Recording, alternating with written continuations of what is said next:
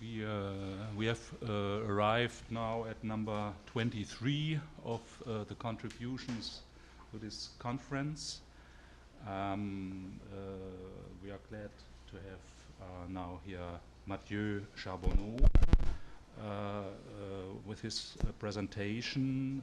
He is a PhD student from Carleton University, one of the few sociologists here at the conference, and he'll tell us something about insurance. And the title of his contribution is Towards a Political Economy of the Insurance Industry. That's your turn.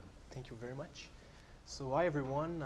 Before starting, I wish to thank the organizers for accepting me to give this talk today.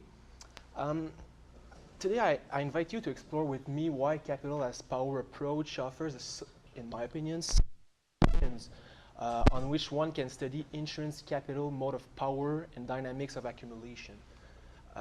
As you will notice, since I'm just starting my second year of PhD, I will simply be offering an exploration into this new empirical site for capital as power approach.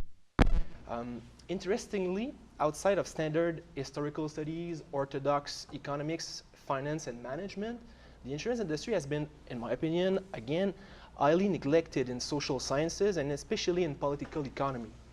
As a matter of fact, this neglect might well mirror both the pervasiveness of the industry as well as the opacity of this core institution of capitalism. So my agenda, I will start by offering brief remarks concerning some insights offered by regulationists concerning private insurance, but I will focus after that on the sociological controversy over the insurability of catastrophic risks. As we will see, this analysis of an extreme form of insurance will actually shed light on the case study of terrorism insurance. And I will suggest that this controversy has allowed to establish an ideal type, or if you will, an archetype of insurability, and thus to move beyond the strict actuarial probabilistic notion of risks and insurance. Moreover, I will conclude by suggesting that the study of insurability points to the possibility of approaching the political economy of the insurance industry through the theory of capital as power, since insurance capital's mode of power and dynamics of accumulation are based on essential state collaborations, on intense strategic sabotage, and on powerful reordering of society. So let's start quickly. As with most approaches, as I just said, in political economy and heterodox economics, regulation school has neglected to focus precisely on the insurance industry. Why do I talk about regulation school today? Because in my opinion, and also in Bernard Chavance's view, regulation school intersects up to a certain point with institutional economics and thus with capital as power approach, although partly based on strong Marxist premises, as it offers a power-centered institutional approach. That being said, I found some insights on the insurance industry in the works of Robert Boyer and François Chenet. First, Boyer quickly mentions that the insurance industry greatly contributes to the liquidity of the interbanking system, and in that way, private insurance hence appears to be at the core of both the monetary regime and credit system in capitalist economies. As to François Chenet, he traces back the origins of financial capital centralization back to the 1950s. For him, financialization represents an indirect consequence of the capital accumulation that has occurred during the Golden Age period, or Fordism as they call it. Promoted by fiscal incentives, the richest among the households of middle class and upper classes have started to use their extra saving mainly in order to buy life insurance, and that before the rise in pension funds. Consequently, even, and I quote Chenet, consequently, even today, the insurance firms are the biggest owners of financial assets. And I add, in most industrialized economies, some of the most powerful institutional investors. While they have been the leading actors in terms of assets volume, insurance firms are now being closely followed since the end of the 1990s by investment firms and mutual funds and pension funds, which assets have been steadily growing at a faster rate. Okay, I will skip a little here. Concerning the regulation school, to sum up, the study of insurance industry represents a major gap in regulationist literature, but regulationist analysis nonetheless timidly point out to private insurance as constituting the core of the globally dominant capital.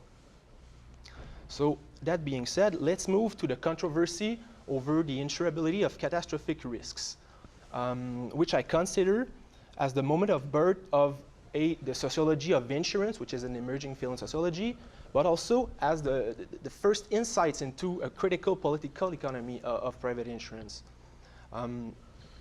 Just long story short, during my master's thesis, I became interested in the risk society theorist Ulrich Beck and in his private uninsurability principle.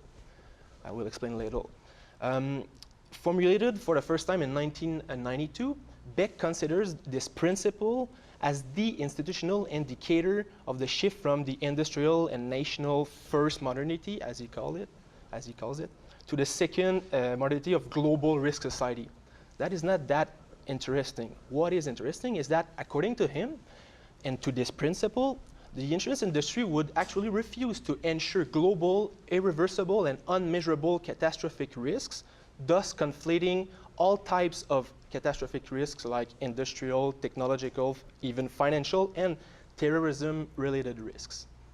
It is precisely the case study of terrorism risk insurance that has fueled this controversy between Beck and Richard Erickson, former critical criminologist at U of T, who passed away a few years ago, and Aaron Doyle, with whom I am working with at Carleton currently.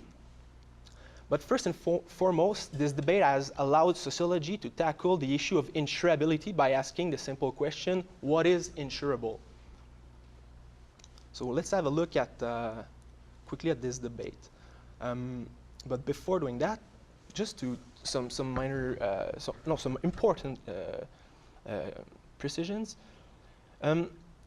Private insurers, it is important to understand that private insurers are in the business of transforming uncertainty into risks by means of risk sharing, transferring, and spreading through the commodification and the securitization of risks, either of risks of death, disability, diseases, liabilities like medical malpractice, consumer product malfunction, car, prescription drugs, etc., corporate governance in the case of directors and officers' liability insurance, but also of accident, whether industrial, technological, ecological, or risk related to lending, financial products, etc., etc., etc.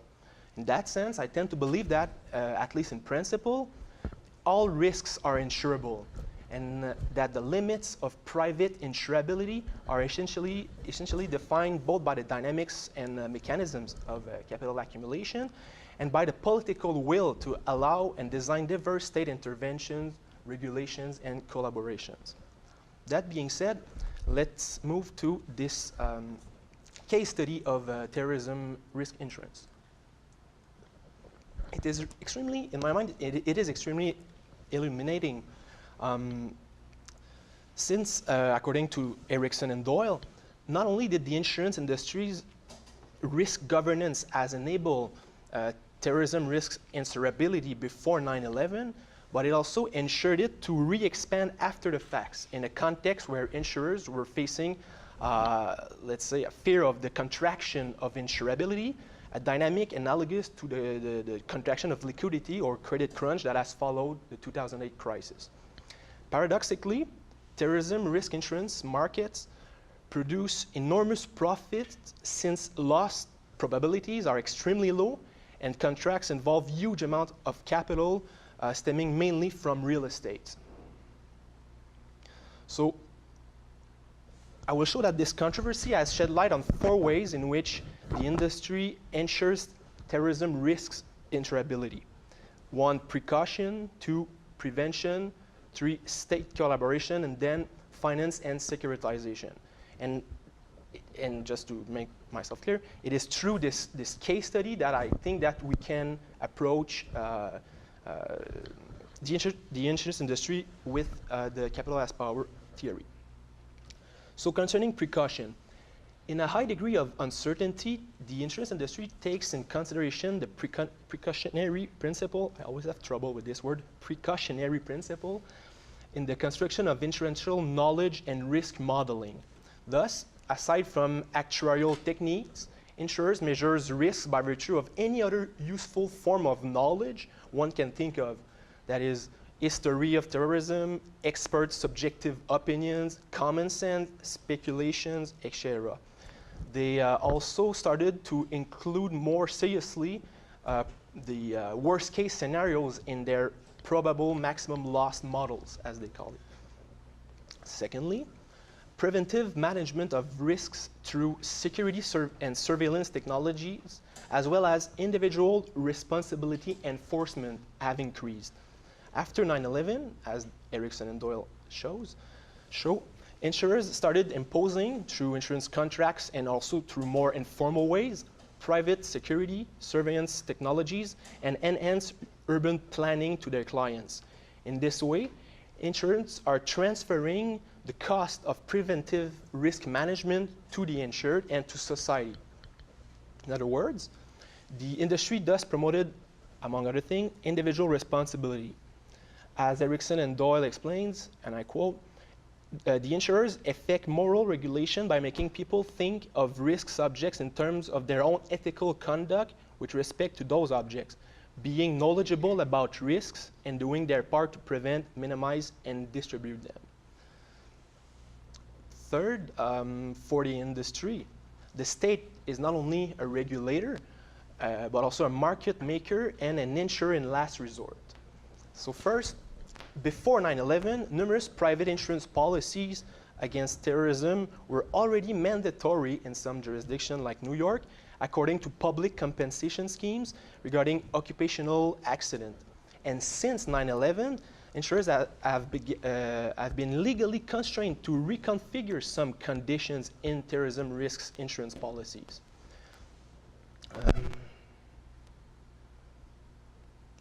Thus, indeed, this is why we can consider the state as not only the regulator, the market maker, but also the insurer in last resort. Because even though in the case of a terrorist attack happening, the markets still have the confidence that the state will bail out the industry anyway. So finally, concerning terrorism risk insurance, Erickson and Doyle also suggest that it is a story of how, in conditions of extreme uncertainty, insurance have difficulty forming a market and seek to help the government, and seek the help of governments as the insurer of last resort. In fact, the state creates insolvency funds, either with taxpayer money or industry contribution, depending on regulation in given jurisdiction. In this way, the state can prevent bankruptcies, or at least wants to prevent them, while at the same time increasing the limits of insurability. And this is the fundamental point. And finally, concerning the findings that came out of this controversy, the role of finance and securitization. Insurers can cover catastrophic risk by spreading highly uncertain risk through reinsurance and other derivative financial market and products. So after 9/11, insurers were facing the fear, as I said, of a contraction of insurability. Furthermore, the year 2001 was right in the aftermath of the dot-com bubble burst. So against the excess of uncertainty, the insurential governance, however, developed two risk-spreading solutions: investing in financial markets and securitizing catastrophic risk in the reinsurance market, which are secondary insurance market. I will maybe focus on that later. So on the one hand, Erickson and Doyle explained that the insurance industry addresses uncertainty by protecting capital from risk. Ironically, it does so by putting capital at risk, especially but not exclusively its own. End of quote. insurance firms are indeed big speculators, and they can go as far as putting their own solvency at risk. Interesting example here is the growth in earthquake insurance policies at the end of the 1990s in BC. So based on the fear of a earthquake that is produced by this cultural image of the West Coast and the American West Coast being prone to big earthquakes, the industry sold too much earthquakes that if an earthquake actually happened, it will be insolvent. This market, according to some experts, has decreased since the beginning of the 2000s. So anyway, yes, on the other hand, finally, the uncertain and speculative risks are, thank you, being distributed in the reinsurance market in order to increase risk spreading. In reinsurance markets, the originating or primary insurer takes out its own insurance protection with reinsurers in order to spread its risk exposure. This financial sector, again, has grown rapidly since the mid-1990s and parallels the evolution of other financial markets for derivatives products, in which, for instance, the subprime mortgages have been securitized and speculated upon by banks and speculative funds, with the results that we all know. As Philippe Bougen, another analyst, explains, the securitization of catastrophic risks, or cat bond, as the industry called them, in the reinsurance and financial markets will involve, for the most part, participants with a mentality of investing over the shortest of time horizons, worrying if a single catastrophe, itself a phenomenon outside of their normal range of expertise, might occur. So, okay, I will show this figure. It's pretty murky, but it can help at least me to understand what I'm doing. I hope it can help you. Now you get it, why I said it's murky.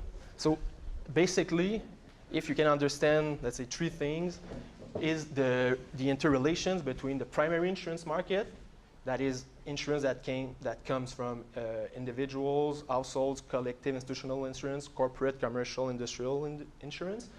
And then the primary insurers have to hedge risks or invest, depending on how we want to put it, not only in reinsurance markets, but also in financial markets globally. First thing. Second thing, the important thing is the construction of risks that also differs. The closer you are, in my opinion, to primary insurance market, the more the construction of risks is based on actuarial and probabilistic knowledge. But the more you move towards financial markets, the more the construction of risks lies on financial and speculative mechanisms.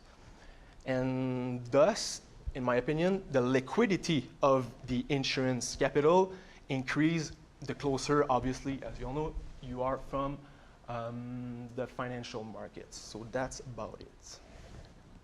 Yeah, maybe finally, the interesting thing that the sociologists and critical criminologists has found through their ethnographic studies is that insurance exert, as I just explained, power as governance outside the states through responsibilization, social control, security investigation, and this is interesting, they often employ former policemen to privately investigate the insured, deceptive selling, and sales fraud.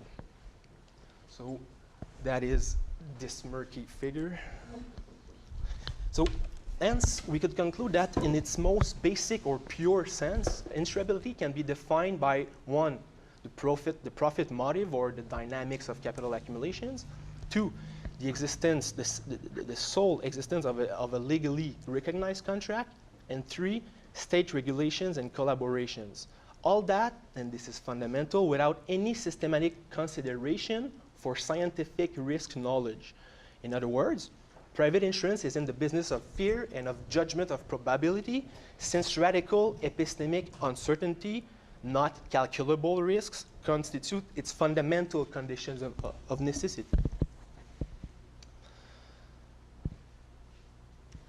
So, still have a lot of time, but in order to conclude, but it's an open conclusion, obviously. 2 points. As I just mentioned, interestingly, the first systematic, critical, and let's say heterodox studies of private insurance have been produced by socio-legal studies interested in the gap between law in the books and law in action, but also by critical criminologists and ethnographic institutional sociologists interested mainly in the relationship between power and knowledge and in white-collar crime, fraud, deceptive selling. So for the most part, these perspectives have approached, thank you, insurance as governance, that is, as a form of power beyond or outside the state, hence the strong Foucauldian influence. And two, finally, why capital as power, in my opinion, approach offers a solid foundation for a political economy of the insurance industry. On the one hand, in my view, qualities of insurance capital accumulation appear obvious thanks to those perspective, mainly qualitative perspective, since we can suggest that the insurance industry use a lot of techniques to pre-order reality, as I mentioned, through responsibilization of the individual, social control, private investigators, the imposition of security and surveillance technology, as well as urban and infrastructure design and planning. But also, and this is well documented, the industry is characterized by institutionalized strategic sabotage in the capitalized power terminology. So first, institutionalized market misconducts such as fraud and deceptive selling, mainly due to commission selling system, high labor turnover rate, managers and agents capitalizing on their families and friends, all leads to some forms of sabotage. But also, I would suggest that there's another form of sabotage of insurential mutuality and solidarity, by means of demutualization and depooling of risks, I explain, by virtue of two techniques. First, risk classification, that is, private insurers, in order to ensure profit, differentiate their insured pools according to the level of risk in order to diversify premiums level and thus the offer of different products.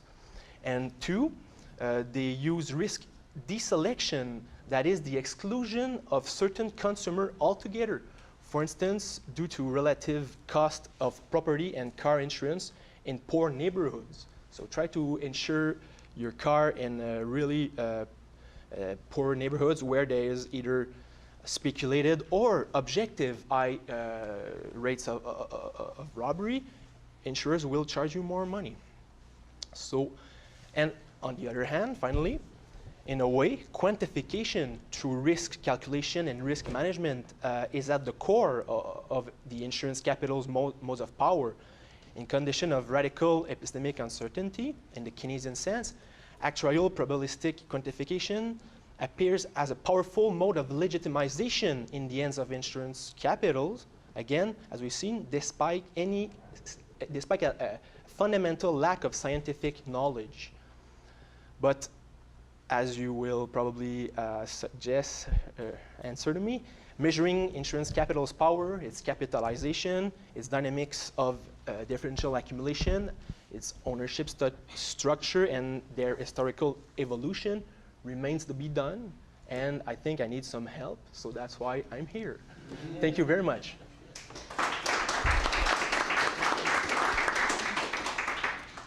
Thanks a lot, Mathieu, for this interesting contribution, and thanks that I don't have to write 2 minutes warning, so we have a lot of time to discuss.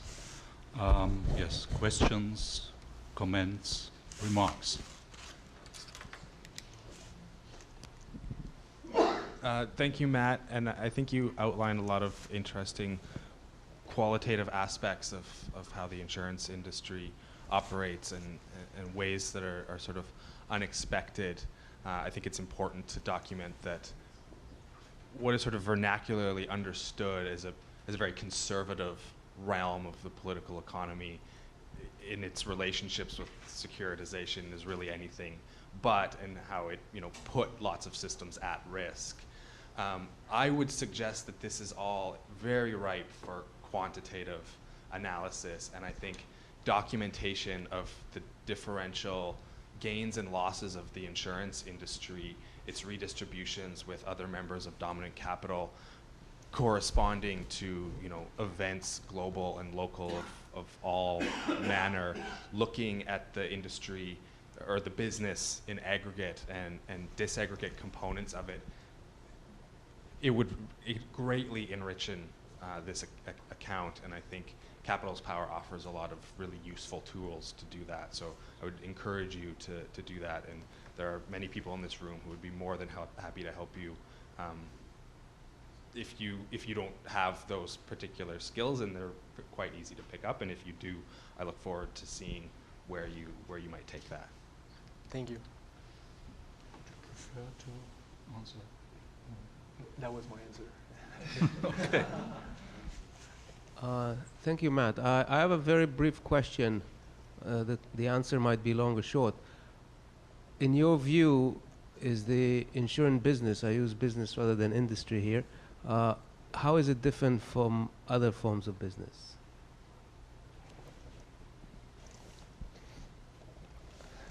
I was expecting you guys to tell me.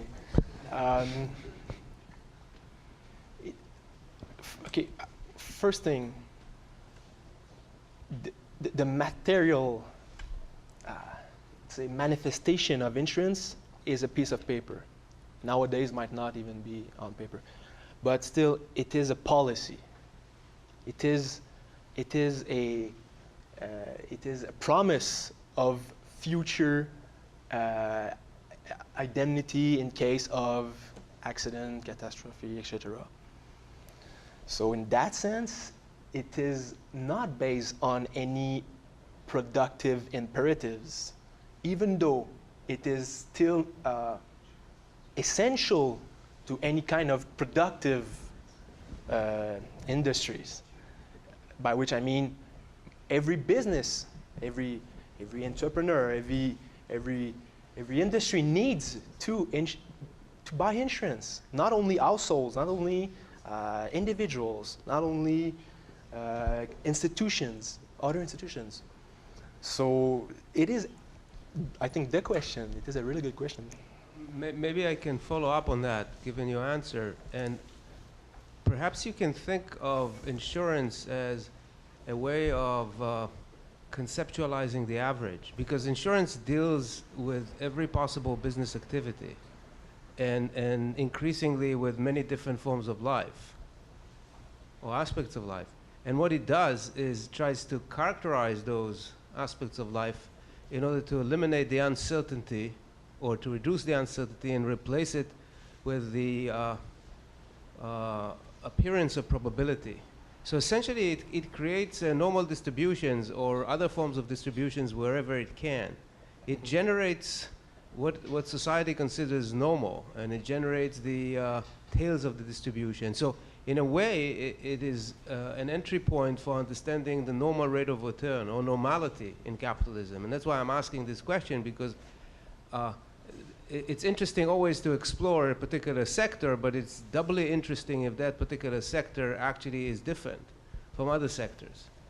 So one way for you to make more specific your analysis is to think what is unique about insurance, and you don't have to find 10 different things that are unique. It's enough to find one thing and to concentrate on that and see if you can actually tease out something really important, say with respect to capitalization or with respect to the overarching perspective of power. Because one aspect of power is to try to look at the future and say the future is really unknown, but is not entirely unknowable, or at least we want to persuade ourselves that it's not entirely unknowable. So Keynes would say we can't say anything about the future that is definite, because it's not like throwing the dice. You cannot find out what the outcomes are going to be, and you can certainly not assign probabilities to them. Well, that's exactly what the insurance business tries to do, and tries to persuade itself and others that it can do it. And in the process, it mechanizes society. And I think that that's the most important thing, in my opinion, about insurance from the moment go, you know, from London, where they first tried to estimate with statistics the population of London and things like that. It was always a power thing, and statistics come from the word state. Mm-hmm. So all of those questions, I think, feed in at the sort of highest level of analysis into the notion of capitalist power, and maybe you can make use of this. Thank you.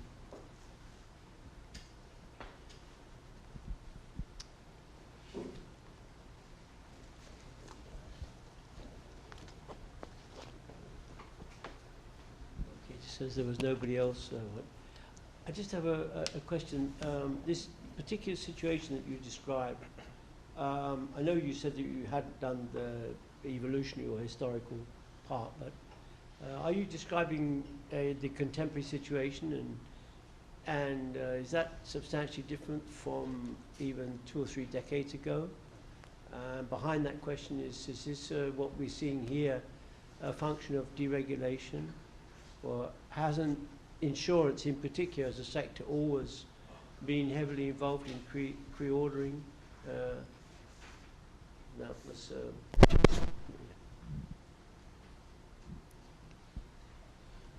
Those are really good questions, and I will try to work hard to answer them. Thank you very much. what in the future? Yeah. Obviously. I'm surely you can make a stab at it. Since I'm new to this capitalist power approach, my initial intuition is that, as I just mentioned, the growth in the use of securitization by insurance industry has especially started since the mid-1990s, which is also for some regulationist analysis, the consecration or the beginning of the true domination of finance capital in their words. So that leads me to think that it has transformed in line with other let's say trend in financialization, but as I said, for now that's the only thing I can answer.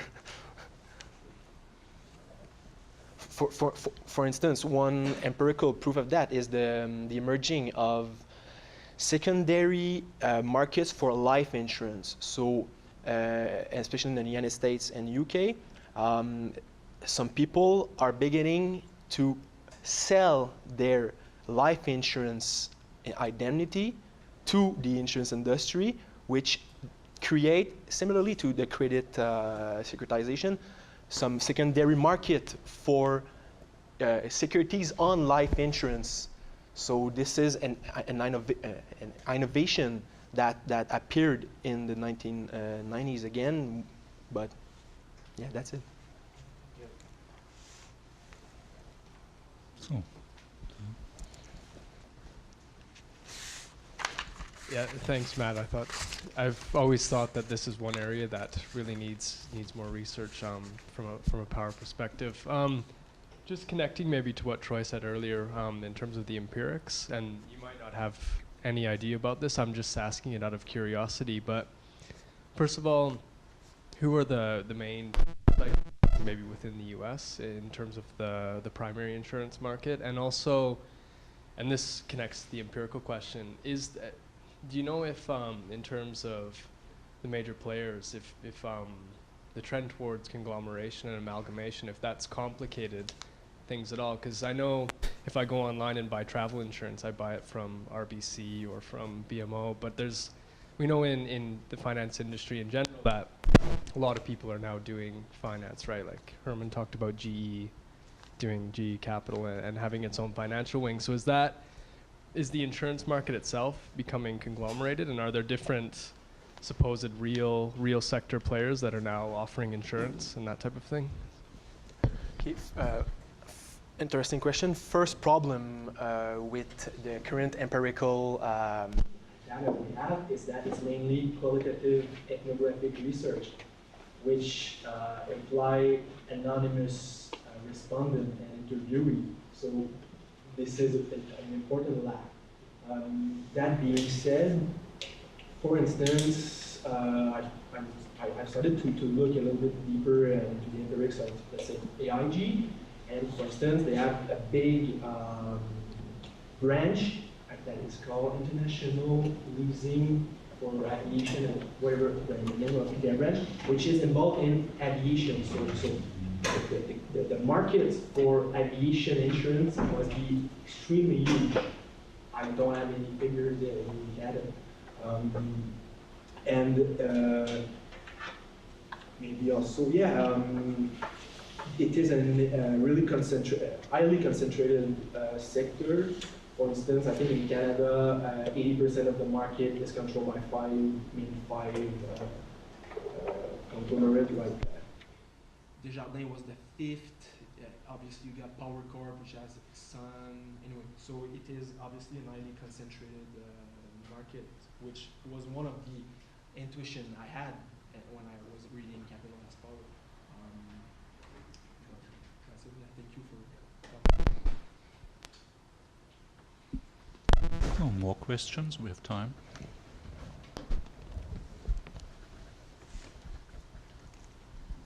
Another possibility for the quantitative analysis is to look at the purchase of or the spending on insurance by corporations, because it will often be listed in their various reports how much they're spending on that in particular, and you could look at that spending, compare it to what's going on in the insurance industry, and then the identifications of risks by those corporations, because in their annual reports they very explicitly have to lay out what the potential future risks that they face are. And I've always thought that that was an area that needed a lot more analysis.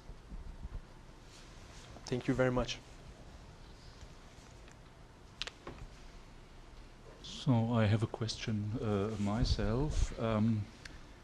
In your subtitle, there is, you write, between Weblenian institutionalism and the theory of regulation. You told us something about the latter, but how will you Veblen bring in? As I pointed out in my conclusion mainly, and this is also something that I was testing, how I can call these institutionalized practices strategic sabotage, as Capital as Power understands it. I am not sure. So deceptive selling and fraud, commission selling system, and I think those two phenomena are really important. Risk classification and risk deselection. So that is how I was suggesting we could look at the insurance business through Capital as Power approach. But I'm not sure if we can call that really strategic sabotage. That's what I was suggesting. Because in a way, another hypothesis, working hypothesis for me, is that there are some alternative legal forms of insurance, like mutuals, which are often financial groups in reality.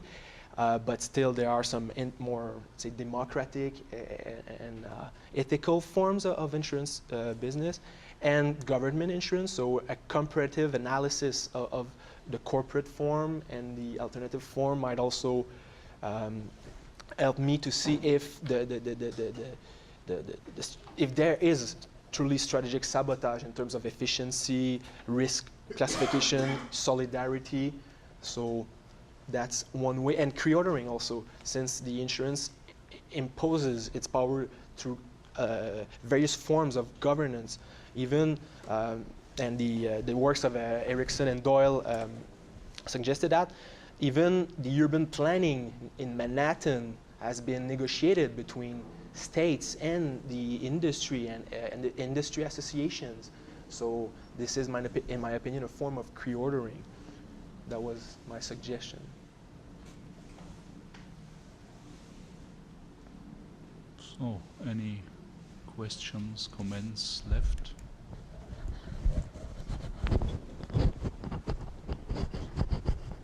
Thank you. Thank you very much. Mathieu.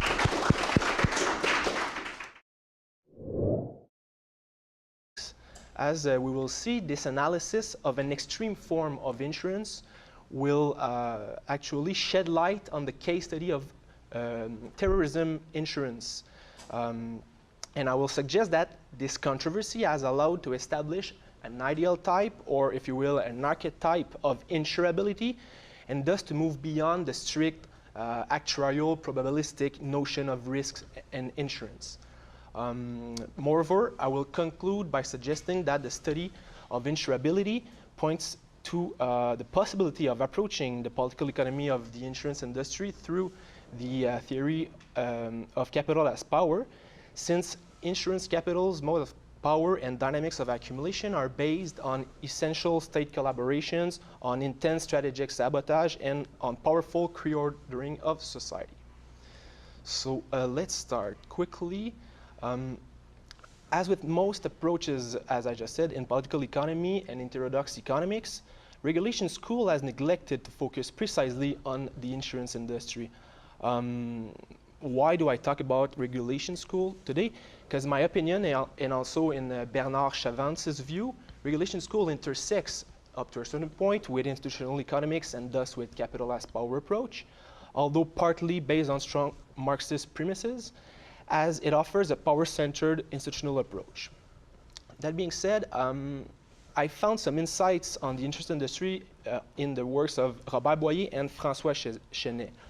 First, Boyer quickly mentions that the insurance industry greatly contributes to the liquidity of the interbanking system, and in that way, private insurance hence appears to be at the core of both the monetary regime and credit system in capitalist economies. As to François Chenet, he traces back the origins of financial capital centralization back to the 1950s. For him, financialization represents an indirect consequence of the capital accumulation that has occurred during the Golden Age period, or Fordism as they call it. Promoted by fiscal incentives, the richest among the households of middle class and upper classes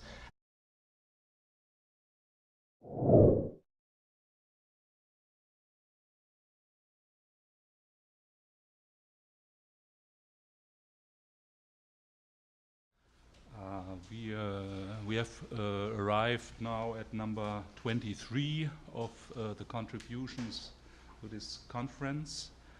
We are glad to have now here Mathieu Charbonneau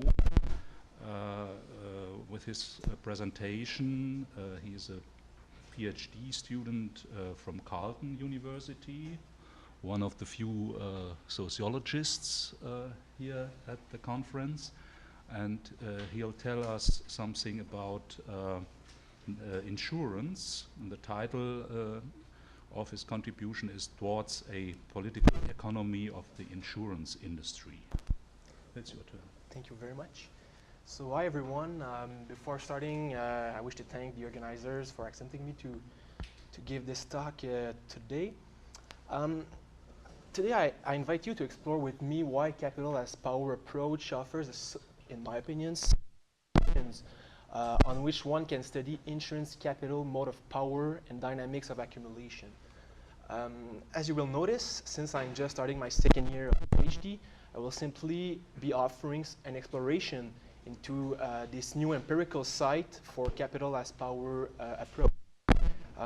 Interestingly, outside of standard historical studies, orthodox economics, finance, and management, the insurance industry has been, in my opinion, again, highly neglected in social sciences and especially in political economy.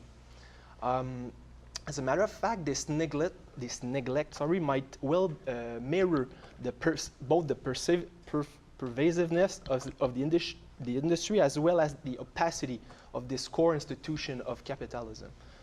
So my agenda, I will start by offering brief remarks concerning some insights offered by regulationists concerning private insurance, but I will focus after that on the sociological controversy over the insurability of catastrophic risks. I've started to use their extra saving mainly in order to buy life insurance, and that before the rise in pension funds.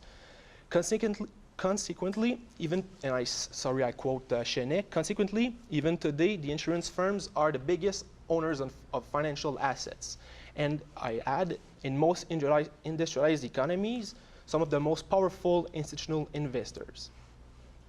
While they have been the leading actors in terms of assets volume, insurance firms are now being closely followed since the end of the 1990s by investment firms and mutual funds and pension funds, which assets have been steadily growing at a faster rate.